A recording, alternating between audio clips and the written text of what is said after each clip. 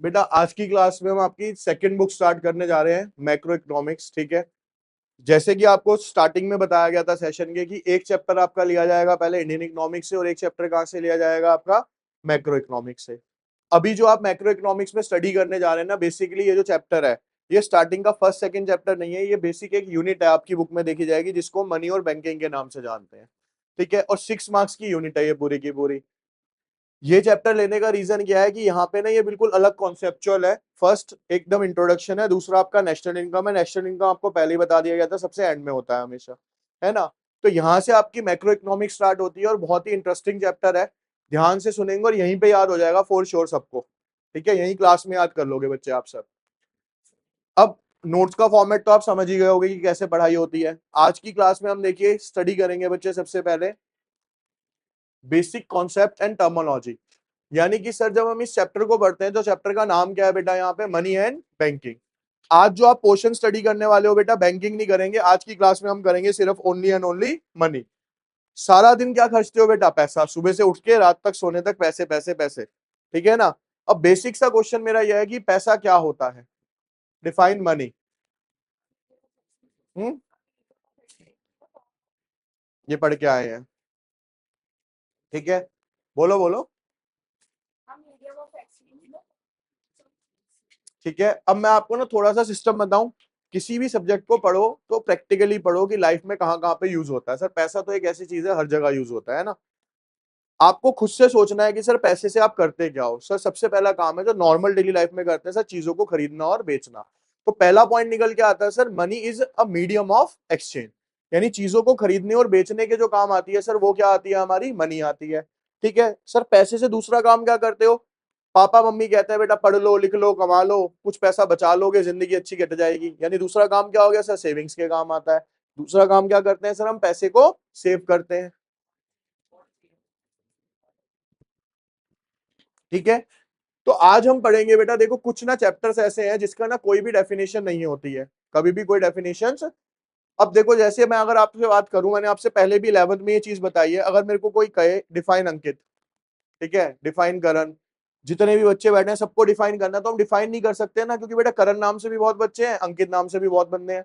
हम डिफाइन कैसे करेंगे कि पर्टिकुलरली अंकित को करना है, तो आप हाइट बता दोगे, वेट बता दोगे, फीचर्स बता सकते हो। यानी कि कुछ चीजें ऐसी होती है सर जिनकी डेफिनेशन नहीं होती, ओनली एंड ओनली क्या होते हैं, उनके फीचर्स होते हैं, और फीचर्स की बेस पे हम उसे क्या करते हैं, डिफाइन करते हैं। तो मनी भी उसमें से एक चीज है जिसको हम कैसे डिफाइन कर सकते हैं, सिर्फ उसके फीचर्स की बेस पे। तो देखो यहाँ पे क्या लिखा है बच्चे, money is defined as a standard of deferred payment as some value which accepted as a medium of exchange। बेटा यहाँ पे ना एक टर्म आया डेफर्ड पेमेंट के नाम से, क्या आया, डेफर्ड पेमेंट। अब सर ये डेफर्ड पेमेंट होती क्या है, ठीक है, डेफर्ड पेमेंट का मतलब होता है बेटा फ्यूचरिस्टिक पेमेंट्स। क्या, फ्यूचर पेमेंट। आपने ना एक एक्सपेंस भी पढ़ा था, डेफर्ड एक्सपेंस, ठीक है, 11th के अंदर हमने पढ़ा था। डेफर्ड का मतलब क्या है, अब ध्यान से सुनना, डेफर्ड का मतलब आगे ये काम आएगा अगले क्वेश्चंस के अंदर। सपोज करो बेटा आज आपने बैंक से लोन लिया है और मुझे इसे 3 साल बाद पे करना है। तो मुझे आज पता है ना कि मेरे को क्या करनी होंगी सर, इसकी मंथली ईएमआई पे करूंगा और आने वाले 3 साल तक करूंगा। तो कैसी पेमेंट कर रहा हूं बेटा, ये मैं फ्यूचर पेमेंट कर रहा हूं, डेफर्ड पेमेंट्स। कि सर मेरे को पता है कि आज मैं किसी से 1 लाख रुपया ले रहा हूं और मैंने 10% ब्याज पे लिए 1 साल के, तो 1 लाख का 10% कितना हो जाएगा सर, 10,000। तो 1 साल बाद मुझे उसे कितनी पेमेंट करनी होगी, 1,10,000 करनी होगी। तो मनी किसके काम आती है सर, एक तो फ्यूचर पेमेंट करने के काम आती है, दूसरा सर किसके काम आती है, मीडियम ऑफ एक्सचेंज, यानी चीजों को खरीदने और बेचने के काम आती है सर, हमारे मनी और पैसा काम आता है। इसके बाद बेटा हमारा अगला टॉपिक आता है बच्चे यहाँ पे, क्या, बार्टर एक्सचेंज। ये आप सब पढ़ के आए हो, बार्टर सिस्टम ऑफ एक्सचेंज। क्या बोलते हैं बच्चे हम इसे, बार्टर सिस्टम ऑफ।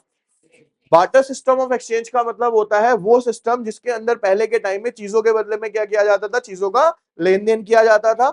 इसीलिए बेटा आज प्रेजेंट टाइम में बार्टर सिस्टम का जो नया नाम है ना, वो है CC economy. C for commodity, C का मतलब क्या है, तो यानी इसका नया नाम क्या है, CC economy means commodity, commodity exchange. यानी कॉमोडिटी के बदले में जहां पे कॉमोडिटी का एक्सचेंज किया जाता था, वो सिस्टम क्या कहलाता था सर, हमारा बार्टर सिस्टम कहलाता था। यहां लिखा है देखो, barter system of exchange is a system in which goods are exchanged for goods. For example, wheat may be exchanged for cloth, house for horses, और teacher may be paid wheat और rice as a payment for his and her services. पहले के time में बेटा पैसा तो नहीं था, कोई टीचर किसी को पढ़ा रहा है तो उसको क्या दे दिया, कोई फार्मर है तो उन्होंने क्या करा, किसान ने अनाज दे दिया कि सर आपकी फीस के बदले में मैं आपको ये पे कर दूंगा। तो यानी बार्टर सिस्टम के टाइम पे पैसा नहीं था तो चीजों के बदले में क्या होता था, चीजों का लेन देन किया जाता था। यहां तक क्लियर है सबको? अब कहता है डिसएडवांटेज और limitations of a barter system, कि सर बार्टर सिस्टम की ना नेगेटिव्स क्या थे भाई, पैसा आने का रीजन क्या था ये समझेंगे हम अभी यहाँ पे। उसके रीजंस क्या थे सर, जो बार्टर सिस्टम के नेगेटिव्स थे ना वही उसका रीजन था। सबसे पहला पॉइंट है, इसको एक एग्जांपल के साथ समझाऊंगा, ध्यान से सुनेंगे। पहला पॉइंट आता है बेटा यहाँ पे lack of double coincidence of want, lack of double coincidence of wants. Double coincidence of bonds का मतलब क्या है, एक एग्जांपल के थ्रू समझते हैं, यहां पे नहीं समझते, एक प्रॉपर ही पेज लेते हैं इसके लिए। देखिए बेटा एक ए पर्सन है, इसके पास ना राइस है, क्या है इसके पास, और एक यहाँ पे बी पर्सन है, इसके पास क्या है यहाँ पे, वीट है। ठीक है, ए कहता है कि मेरे को वीट चाहिए और उसके बदले में मैं इसको क्या दे दूंगा, राइस। यानी इसको ये यहां से राइस देगा और इसके बदले में यहां से इससे क्या लेने के लिए तैयार है। ये तो ए सोच रहा है ना, अगर सेम बी भी ये सोचेगा कि ठीक है भाई मैं एग्री हूं, मैं तेरे को वीट दूंगा और तेरे से क्या ले लूंगा, राइस, तो क्या हो गया बेटा, ये डबल कॉन्फिडेंस कहलाएगा। डबल कॉन्फिडेंस का मतलब दोनों की सोच क्या है, बिल्कुल सेम है। लेकिन क्या ऐसा होना बड़ा इजी टास्क है? सर घर में ही नहीं होती सेम किसी की, और बाहर वालों की दो की सेम होना तो एक अनयूजुअल टास्क हो गया। तो बार्टर सिस्टम का सबसे बड़ा ड्रॉबैक क्या था कि अगर मेरे को कोई ट्रांजेक्शन करनी है, कोई लेन देन करनी है, तो मुझे ऐसा पर्सन ढूंढना पड़ता था जिसको मैं जो सामान देना चाहता हूं उसके बदले में वो सामान ले भी और उसके एक्सचेंज में मेरे को सेम सामान देने के लिए एग्री भी हो जो मैं चाहता हूं। इसे बोलते थे क्या बेटा, डबल कॉन्सिडेंस ऑफ वांट्स। समझ आया डबल कॉन्सिडेंस ऑफ वांट्स क्या है? ठीक है, अब अगर हम बुक की लैंग्वेज में पढ़ते हैं बेटा, नोट्स की, कहता है barter is possible only if goods produce by two persons are needed by each other. कहता है बार्टर सिस्टम तभी कामयाब है कि जो दो लोग प्रोड्यूस कर रहे हैं ना वो आपस में एक दूसरे से लेने के लिए भी तैयार है, तभी बार्टर सिस्टम वहां पे अप्लाई होगा। कहता है it is a double coincidence of want. Double coincidence of wants means that good is a possession of two different person must be useful and needed by each other. यानी जो दोनों के पास समान है ना, व्हीट और राइस, वो दोनों को ही आपस में क्या हो, एक दूसरे से लेने की जरूरत हो तभी बार्टर सिस्टम लगेगा, अदरवाइज नहीं लगेगा। It is the main basis of barter system of exchange but it is rarer. लेकिन ये होता क्या था सर, बहुत ही रेयरर होता था, मतलब वो बंदा ढूंढने में बहुत टाइम लग जाता था जो हमसे वो सामान लेके दूसरी चीज देने के लिए तैयार हो। ठीक है, लैक ऑफ डिविजिबिलिटी। देखो बेटा डिविजिबिलिटी का मतलब क्या है बेटा, ध्यान से सुनना। आज अगर मेरे को कोई कहे कि भैया आप मेरे को चावल दो, ठीक है, या मैं किसी को ऐसा बोलूंगा कि आप मेरे को चावल दो, मैं आपको चावलों के बदले में ड्राई फ्रूट्स दे दूंगा, बोलोगे आज? क्यों सर, ड्राई फ्रूट्स क्या है, महंगे हैं। लेकिन वो महंगा और सस्ता पता कब चला बेटा आपको, जब पैसा आया। पैसा आने से पहले तो क्या था, कोई भी डिविजिबिलिटी थी नहीं। 100 ग्राम देना है, 250 ग्राम देना है, किसी को 5 किलो देना है, 2.5 किलो देना है। यानी सर जब तक बार्टर सिस्टम था ना, तो किसी भी चीज को डिवाइड करना बड़ा एक क्या था, टास्क था, डिविजिबिलिटी नहीं कर पाते थे। अब देखो यहाँ क्या लिखा है, कह रहा है in commodity exchange difficulty of dividing the commodity arises. Commodity exchange में सबसे बड़ी दिक्कत क्या है कि सर हम सामान को बांटे कैसे। भैया पहले ना तो वेटिंग मशीन ना कुछ, पहले क्या होता था बेटा, एक परात सा होता था, एक परात मैंने तेरे को चावल दे दिया, उसके बदले में एक परात क्या ले लिया मैंने, अब लेकिन उसमें 100 ग्राम फालतू गया कम गया किसी को नहीं पता होता था। कहता है for example if a car is to be exchange for a scooter, scooter के बदले में क्या कार है, कार एक्सचेंज करनी है, then car can not be divided. तो हमें ये तो पता है कि कार बड़ी है, कार के स्कूटर के बदले में तो नहीं दूंगा, लेकिन कार के टुकड़े कैसे करोगे, ऐसे तो नहीं हो सकता आधी कार तू ले जा आधी कार तू ले जा, पॉसिबिलिटी नहीं है। यानी कि सर जब बार्टर सिस्टम था ना तो कॉमोडिटी के डिवाइड करने की प्रॉब्लम हमारे सामने आती थी। आगे और कहता है similarly animals can not be divided into smaller unit. अगर आप कोई गाय भैंस आपस में एक्सचेंज कर रहे हो तो उसको कैसे काट के, पॉसिबिलिटी नहीं है ना। तो यानी सर डिवीजन की प्रॉब्लम क्या आती थी, बार्टर सिस्टम में बहुत ज्यादा आती थी। दोनों पॉइंट क्लियर है बेटा, लैक ऑफ डबल कॉन्फिडेंस, दूसरा क्या हो गया, डिविजिबिलिटी। तीसरा difficulty in storing a wealth. देखो बेटा बार्टर सिस्टम के टाइम पे आज भी ना गांव वगैरह में जाओगे तो रईस कौन माने जाते हैं, जिनके पास जानवर बहुत ज्यादा है, जिनके पास जमीनें बहुत ज्यादा है, उनको माना जाता है रईस। पैसा नहीं देखा जाता वहां पे, ठीक है। तो बार्टर सिस्टम के टाइम पे तो पैसा था ही नहीं, समझ रहे हो इस बात को। तो सर सेविंग्स किस रूप में होती थी, अनाज के रूप में, गाय भैंसों के रूप में, जमीन के रूप में। तो वो कहता है कि जब बार्टर सिस्टम चलता था ना, कहता है it is very difficult to store wealth for the future use. Future use के लिए सेविंग्स करके रखना क्या था बेटा, आज बहुत मुश्किल टास्क था। एक एग्जांपल देता हूं। आज दिल्ली में आप रह रहे हो, ठीक है, आपको दिल्ली में रईसियत दिखानी है और आप कहते हो कि भैया हम ना 100 गाय रखेंगे। इमेजिन करो, अब 100 गाय रखने के लिए जमीन कितनी चाहिए होगी भाई? 500 गज, 1000 गज मान के चलते हैं। 500 गज जमीन कितने की आएगी दिल्ली में? और मरी से मरी 2 लाख रुपए गज भी लगा लोगे तो 10 करोड़ की हो गई, है ना भाई? अब 10 करोड़ की जमीन, यानी सेविंग्स करने के लिए पहले आपको 10 करोड़ खर्चने पड़ेंगे, तब जाके तो सेविंग शुरू होगी। है ना, समझ आ रही है क्या कहना चाह रहा हूं? यानी कि सर पुराने टाइम में ना सेविंग्स होती थी किसके रूप में? एनिमल्स के रूप में, अनाज के रूप में, जमीन के रूप में। तो ये सेविंग्स क्या होती थी? बहुत जमीन चाहिए इसके लिए, कॉस्टली होती थी, सेव करके रखना इतना इजी काम नहीं था। ठीक है, और आज की डेट में सेविंग कितनी आसान हो गई बेटा, पैसा आने के बाद। किसी के सोफे में से 10 करोड़ रुपए निकल रहे हैं, किसी की छत में से 50 करोड़ निकल रहे हैं। सेविंग ही सेविंग हुई पड़ी है हर जगह पे। यानी पैसा आया तो सेविंग क्या हो गई सर, बहुत कॉम्पैक्ट हो गई, कहीं पे भी कर लो। ठीक है, आपको पता है बेटा, अभी मैं पढ़ाऊंगा एक चीज अभी मनी के अंदर ही, देखते हैं। कहता है फर्दर, कहता है most of goods like wheat, rice, cattle etcetera likely to be deteriorated with the passage of a time और involve heavy cost of a storage. बेटा इनको स्टोर करके रखने की एक तो कॉस्ट ज्यादा आती है, दूसरा भाई एक बंदा आता है वो कहता है मेरे पास पता है क्या है, इतना किलो अनाज पड़ा है, मैं यहाँ का रईस बंदा हूँ। क्या हुआ बेटा, उसमें घुन लग गया। घुन क्या होता है? कीड़ा होता है एक तरीके का जो अनाज में लग जाता है। सेविंग्स बैठे बैठाए खत्म। जानवरों की कोई बीमारी आ गई, उसमें बहुत सारे जानवर मरने स्टार्ट हो गए, उसकी बैठे बैठाए सेविंग्स क्या हो गई? खत्म। यानी सेविंग्स को करके रखना और उसको बचाना क्या था बेटा, बार्टर सिस्टम में एक बहुत बड़ा टास्क होता था, जो कि इतना इजी नहीं था। Further the transfer of good from one place to another place involve a huge transportation cost. और एक जगह से गुड्स को दूसरी जगह भेजना, ये भी क्या था बेटा, एक बहुत कॉस्टली काम था ट्रांसपोर्टेशन के अंदर। ठीक है, अब मान लो किसी से आपने क्या कहा, ध्यान से सुनना, बड़ा अच्छा एग्जाम्पल है। मैं आपको 1000 किलो गेहूं के बदले में 10 गायें देता हूं। आपको 1000 किलो गेहूं के बदले में मैं 10 गायें देता हूं। भैया वो 1000 किलो गेहूं भेजेगा एक ट्रक में, आपने 10 गायें भेजनी है उसे। अब कितने ट्रक चाहिए होंगे? है ना, अगर बड़ा होगा तो एक में 2 आ जाएंगी, 5 ट्रक जाएंगे, अगर छोटा होगा तो 10 ट्रक जाएंगे। मतलब उसकी एक ट्रक आ रही है, तुम्हारी 10 ट्रक जा रही है, तो कॉस्ट ऑफ ट्रांसफर कितना हो गया बेटा आपका, बहुत ज्यादा हो गया ना यहाँ पे। तो बार्टर सिस्टम में कॉस्ट ऑफ ट्रांसफर भी क्या होता था सर, हमारा बहुत ज्यादा होता था। अब इसके बाद आता है बेटा क्या, absence of common measure of value. यानी सर किसी भी चीज को मेजर करने के लिए हमारे पास कॉमन मेजरमेंट यूनिट नहीं थी। जैसे आज प्रेजेंट में क्या है बेटा, हर चीज को किसमें नापते हो आप? पैसे में। 100 ग्राम लेनी है, 10 ग्राम लेनी है, 50 ग्राम लेनी है, हर अमाउंट की आप चीज मार्केट से ला सकते हो। कैसे ला सकते हो? पैसे की मदद से। लेकिन पहले के टाइम में ऐसा नहीं होता था, क्योंकि किसी भी चीज की कोई कॉमन मेजरमेंट यूनिट नहीं हुआ करती थी। कहता है different commodities are of a different values, the value of goods और services means the amount of other goods and services it can be exchanged for in the market. There is no common measure of value under the barter system. Barter system में किसी भी चीज को major करने के लिए कोई भी कॉमन मेजरमेंट यूनिट नहीं होता था। In this situation it is difficult to decide what proportion are two goods to be exchange. तो बेटा दिक्कत आती थी। देखो आज की डेट में क्या है, बार्टर सिस्टम में क्या होता होगा, एक आंटी आई, ठीक है, वो एक परात लेके आई, ये लो जी चावल, एक परात मेरे को क्या दे दो, ड्राई फ्रूट दे दो। सामने वाले ने भी दे दिया, क्योंकि उसे वैल्यू नहीं पता उसकी। लेकिन आज हम ऐसा नहीं करेंगे ना, हमें पता है भैया राइस क्या है, सस्ते हैं, ड्राई फ्रूट्स क्या है, बहुत महंगे हैं। तो मैं कहूंगा भैया अगर आप 1 किलो चावल दे रहे हो तो उसके बदले में 100 ग्राम या 200 ग्राम ड्राई फ्रूट दूंगा आपको। क्यों? क्योंकि आज मेरे को चीजों की वैल्यू पता चल चुकी है, पहले चीजों की वैल्यू पता नहीं थी। क्लियर बच्चे?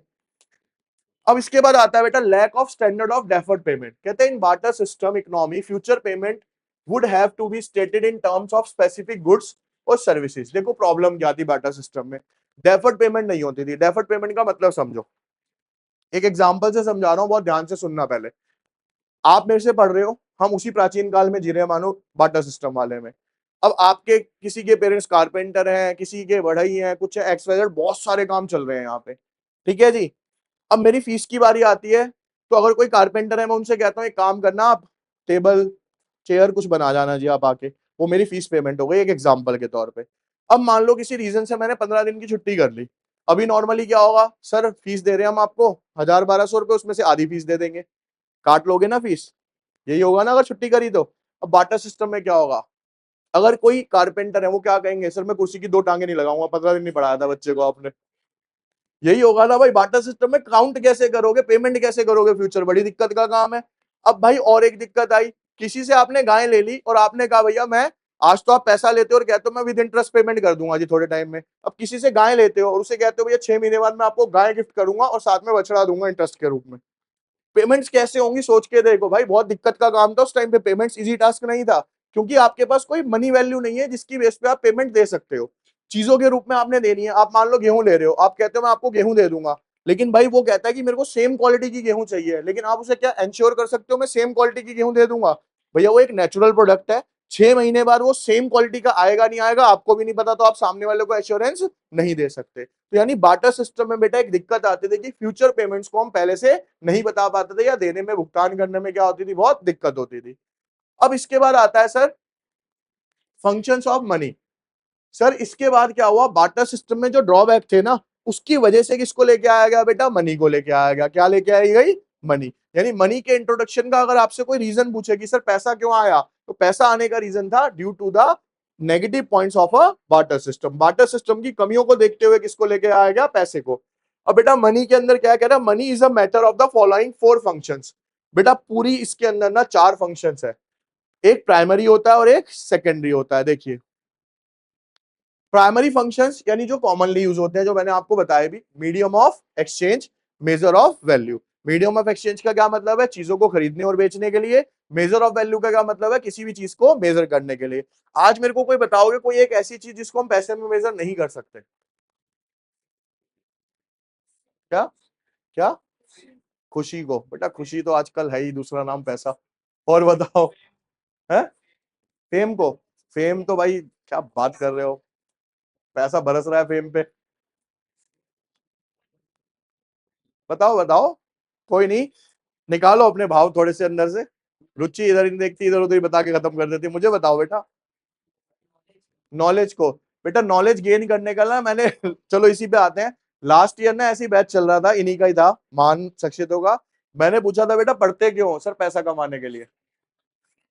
समझ रहे हो? तो नॉलेज वालों का तो ये आंसर था कि 90% लिखा था सर पैसा कमाना है। तो नॉलेज का तो ये आंसर हो गया। और बताइए, पावर। अब मैं आपको ना एक सिंपल सा बताता हूँ भाई, आप इतना अंदाजा लगा लो, कोविड के अंदर ऑक्सीजन भी बिकी थी। जब हवा भी बिक रही है तो कोई चीज बची है जो बिकेगी नहीं पैसे के बिना? हर चीज की वैल्यूएशन मार्केट के अंदर अवेलेबल है, कोई भी आज की डेट में ऐसी चीज नहीं है बेटा जिसको पैसे की वैल्यू ना करी जाए। हर चीज में पैसा इंक्लूडेड है आज की डेट में। ठीक है। हाँ एक दो चीजें हैं वो अलग है, एक्सेप्शनल बियॉन्ड द पा। हाँ बोलो बेटा। लाइफ? लाइफ किस तरीके से नहीं है भाई? हॉस्पिटल में हम पड़ गए जाके, आपका इलाज होना है, अब बताओ आगे की कहानी। समझ गए भाई?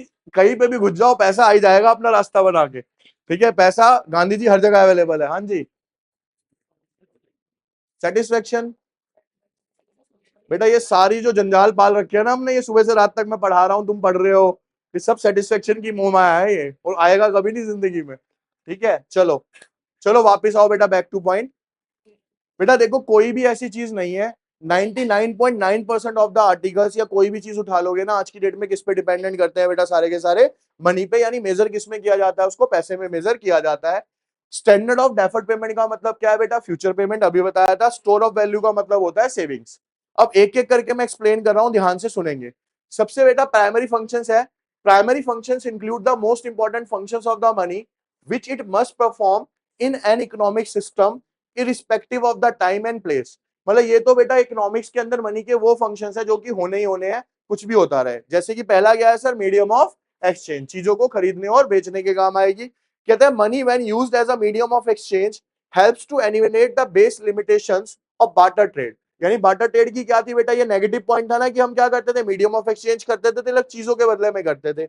That is the lack of double confidence of bond. यानी अब अगर आपके पास पैसा है तो सामने आपको वो इंसान नहीं ढूंढना कि जिसके पास वो सामान हो। आप कहीं पे भी जाओगे, पैसा दोगे और जो आपको जरूरत है वो सामान खरीद के घर आ जाओगे। यानी पैसा आने के बाद डबल कॉन्फिडेंस ऑफ बॉन्ड्स की जो दिक्कत थी वो क्या हो गई बेटा, पूरे तरीके से खत्म हो गई। फिर आता है individual can exchange their goods and services for money and then can use this money to buy other goods and services according to their needs and convenience. Thus, the process of exchange shall have two parts, sale and purchase. Barter system से पहले क्या होता था बेटा, चीजों के बदले में चीजों का लेन देन होता था। आज दो टर्म पढ़ते हो, परचेज और सेल्स। पैसे की मदद से कोई भी इंडिविजुअल चीजें खरीद भी सकता है और बेच भी सकता है। Major of value unit of account, यानी बेटा हर चीज को मेजर करने का एक कॉमन मेजरमेंट यूनिट है। कहता another important function of money is that it serve as a common measure of value unit of account. Under barter economy there was no common measure of value in which the value of the different goods could be measure and compared with each other. Money also solve this difficulty. ये difficulty कहां थी बेटा? Barter system में। किसी भी चीज को नापने का कोई कॉमन मेजरमेंट यूनिट नहीं था। आज हर चीज को मेजर करने के लिए कॉमन मेजरमेंट यूनिट है, और वो क्या है बेटा? हमारे पास पैसा। पैसे की बेस पे आप हर चीज को क्या कर सकते हो? उसका वेट भी 100 ग्राम देना है, 10 ग्राम देना है, 50 ग्राम देना है, सब किसके ऊपर है? पैसे पे। Money work as a common denominator into which the value of all goods and services are express. हर चीज को किसमें एक्सप्रेस किया जाता है बेटा आज की डेट में? पैसे में। When we express the value of commodity in terms of money, it is called price. जब हम किसी चीज की वैल्यू लगाते हैं मनी की फॉर्म में, तो वो क्या कहलाती है बेटा? उसकी प्राइस यानी कीमत कहलाती है। And by knowing the price of the various commodity, it is easy to calculate exchange ratio between them. तो जब हमें किसी चीज का प्राइस पता चल जाता है, तो हमें पता चलता है कि हाँ भाई हमें किसके बदले में कितनी चीज देनी है या लेनी है। क्लियर है यहां तक? कोई डाउट? पूछूंगा अभी, क्योंकि डाउट भी तभी आएंगे, है ना। अब इसके बाद बेटा इसके फंक्शंस आते हैं कौन से? Secondary function. सेकेंडरी फंक्शन में बेटा पहला फंक्शन आया यहाँ पे क्या? Standard of deferred payment. देखो बेटा आज की डेट में क्रेडिट कितना रोल प्ले कर रहा है मार्केट में, ये बताएगा कोई? क्रेडिट यानी कि उधार कितना रोल प्ले कर रहा है आपके हिसाब से? कितना? 80 to 90%। इनका कहना बिल्कुल ठीक है भाई। देखो आज क्रेडिट कार्ड खत्म हो जाए, लोन फैसिलिटीज खत्म हो जाए, फोन बिकने आधे हो जाएंगे, आधे से भी कम हो जाएंगे। गाड़ियां तो बेटा 10% ही बिकेंगी, 90% खत्म हो जाएंगी। क्यों? सबको एक इजी टास्क लगता है, जाओ 1 लाख रुपया दो गाड़ी ले आओ किस्तें भरते रहो। फोन में तो 1 रुपया दो फोन ले आओ किस्तें भरते रहो। यही तो चल रहा है ना मार्केट के अंदर। सारा सिस्टम ही किससे चल रहा है? क्रेडिट सिस्टम से चल रहा है। लेकिन क्रेडिट सिस्टम किस पे बेस है? मनी के ऊपर। क्योंकि मेरे को पता है कि अगर मैं कोई फोन ले रहा हूं, कोई गाड़ी ले रहा हूं, तो मेरे को इतना परसेंट इंटरेस्ट उसके ऊपर पे करना पड़ेगा, और फ्यूचर में मेरी इतनी पेमेंट उस पर जानी है। वो किसकी वजह से पॉसिबल हो पाया बेटा? मनी की वजह से पॉसिबल हो पाया। कहता है credit has become the life and blood of modern capitalistic economy. क्या बोला बेटा? आज क्रेडिट जो है ना, वो एक तरीके से क्या है? लाइफ है पूरी। ठीक है, इसके बिना कोई भी चीज मार्केट चलेगी ही नहीं आपकी। In millions of transaction instant payment are not made. कहता है अगर दिन में मान लो करोड़ों ट्रांजेक्शन हो रही है ना आपकी, लाखों ट्रांजेक्शन हो रही है, उसमें से 10% ट्रांजेक्शन भी कैश वाली नहीं है। सारी की सारी कौन सी मिलेंगी आपको? क्रेडिट वाली मिलेंगी। ठीक है। The debtor make a promise that they will make a payments on some future date, and though situation money act as a standard of deferred payment. जो उधार में खरीद रहा है वो एक तरीके से वादा करता है कि फ्यूचर में मैं इस चीज की पेमेंट कर दूंगा 2 महीने बाद, 3 महीने बाद, जैसे भी आपकी बिलिंग होती है उसके accordingly. It has become possible because money has general acceptability, its value is stable, it is durable and homogeneous। ये क्यों पॉसिबल हो पाया बेटा? क्योंकि एक तो पैसा हर जगह एक्सेप्ट हो जाता है बड़ा इजीली, इसको स्टोर करके रखना बड़ा इजी है, और ये क्या है बेटा? एक तरीके से काफी ज्यादा ड्यूरेबल भी माना जाता है। ठीक है। स्टोर ऑफ वैल्यू पे आते हैं बेटा। स्टोर ऑफ वैल्यू क्या आता है? सेविंग वाला प्रोस्पेक्ट। आज की डेट में बेटा पैसा आने की वजह से सेविंग्स क्या हो गई है बेटा? बहुत ज्यादा इजी और कॉम्पैक्ट हो गई है। अब मैं आता हूं आपको पॉइंट पे। हमारे देश में अब तक का सबसे बड़ा डिनोमिनेशन का कौन सा नोट था आपके हिसाब से? 2000। ठीक है। मैं आपको बताता हूं बेटा, इंडिया के अंदर ना सबसे बड़ा नोट आया था 10,000 रुपए का। लेकिन वो आया कुछ महीने या कुछ दिनों के लिए आया। रीजन देखो, बहुत प्रैक्टिकली समझना। 1,000 का नोट था। ठीक है। 1 लाख के लिए कितने नोट लगेंगे उसमें? 100 नोट लगे, यानी एक गड्डी में 1 लाख रुपए आ गए। 2,000 का नोट आते ही 50 हो गए, यानी कि 100 में कितने हो गए? एक गड्डी में कितने हो गए? अब 2 लाख। 2 लाख रुपए हो गए। 10,000 के नोट में क्या होगा जब 100 रुपए थे? 10 लाख रुपए, यानी एक गड्डी 10 लाख रुपए। उससे हुआ क्या बेटा? ब्लैक मनी, पैसे को स्टोर करके रखना, ये सब कुछ क्या हो गया था बेटा? बहुत ज्यादा इजी हो गया। जितनी डिनोमिनेशन बढ़ेगी ना इकोनॉमी में, उतनी क्या हो जाएगी बेटा? ब्लैक मनी स्टोर करना क्या हो जाएगा लोगों के लिए? इजी होता चला जाएगा। जब गवर्नमेंट ने देखा कि यार 10,000 रुपए का नोट निकाल तो दिया, ये तो बड़ा गड़बड़ कर देगा इकोनॉमी के अंदर, तो तुरंत क्या कर दिया गया बेटा? उसको बंद कर दिया गया। रीजन? क्योंकि उसको स्टोर करके रखना क्या हो गया था बेटा? एक बहुत ईजी टास्क हो गया था। ठीक है। अब आपने देखा बेटा 2,000 का नोट आया, लेकिन धीरे धीरे करके क्या हो गया? क्योंकि गवर्नमेंट को पता था अब हम ये अनाउंस नहीं कर सकते कि हम 2,000 का भी नोट बंद कर लेंगे, क्योंकि मजाक एक ही बार अच्छा लगता है पब्लिक को, बार बार नहीं अच्छा लगता। ठीक है, कि भाइयों और बहनों 2,000 का नोट भी बंद हो गया, भाइयों और बहन पहुंच ही जाते हैं इस बार। तो उन्होंने क्या करा? उन्होंने कहा भाइयों बहनों हम डराएंगे नहीं, इस बार बैंक में आन दो, वापस ही नहीं भेजेंगे। जितने नोट बैंक में गए धीरे धीरे धीरे धीरे करके क्या हो गए? वो बैंक से बाहर ही नहीं आए। आरबीआई ने अपने पास ही स्टोर करके रख लिए। दिख रहा है मार्केट में कहीं 2,000 रुपए? पता भी नहीं चला, आया और गया। है ना। ये बैंक की स्ट्रेटेजी थी, गवर्नमेंट की स्ट्रेटेजी थी। क्यों? उसे भी समझ आया कि भैया ये तो 2000 रुपए का नोट है ना, हमने 1000 रुपए का बंद करके तो 2000 का चालू करा है, ये तो और ज्यादा दिक्कत दे देगा फ्यूचर के अंदर। ठीक है, ब्लैक मार्केटिंग और ज्यादा बढ़ जाएगी इससे। तो इस वजह से क्या कर दिया गया बेटा, उसको बंद कर दिया गया।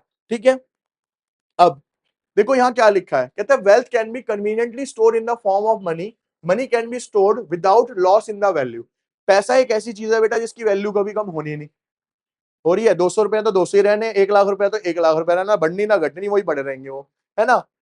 Savings are secured and can be used whenever there is a need. Savings क्या होती है बेटा, सिक्योर होती है, और जब आपको जरूरत है तब आप उसका क्या कर सकते हो, यूज कर सकते हो। In this way money act as a bridge between the present and the future. Money मनी क्या करती है बेटा, प्रेजेंट और फ्यूचर के बीच का क्या करती है, एक तरीके से गैप फिल आउट करती है। Money means goods and services, thus money serve as the store of value, it is also known as the asset function of the money. इसे अंडरलाइन कर लेना, ये कौन सा फंक्शन कहलाता है सर मनी का, असेट फंक्शन। और कभी इंडिविजुअल पूछा जाए कि असेट फंक्शन ऑफ मनी क्या होता है, तो बेटा स्टोर ऑफ वैल्यू होता है। इसको अंडरलाइन कर लो बच्चे सब। देखिए बेटा फर्स्ट क्वेश्चन आता है, what is the primary function of money. सबसे पहला फंक्शन कौन सा है मनी का बेटा, medium of exchange. Very good. What is the primary function of money in economic system. Economic system में क्या है, lack of, absence of common measure of value. यानी किसी भी चीज को कॉमन मेजरमेंट यूनिट नहीं था मेजर करने के लिए, वो मनी के आने के बाद आया। Which function of the money allow is to act as a bridge between the present and the future? Store of, यानी सर जब हम सेविंग करेंगे तो प्रेजेंट और फ्यूचर दोनों क्या होंगे सर हमारे, सिक्योर होंगे। What is the function of money that involve expressing the value of goods and services in a common measure? Common measure में कौन सा करता है बेटा, measure of value. Money serving as a unit of account is an example of primary function. कौन सा है बेटा, प्राइमरी फंक्शन ही है बेसिकली ना, इसका कौन सा फंक्शन है, ये प्राइमरी फंक्शन है।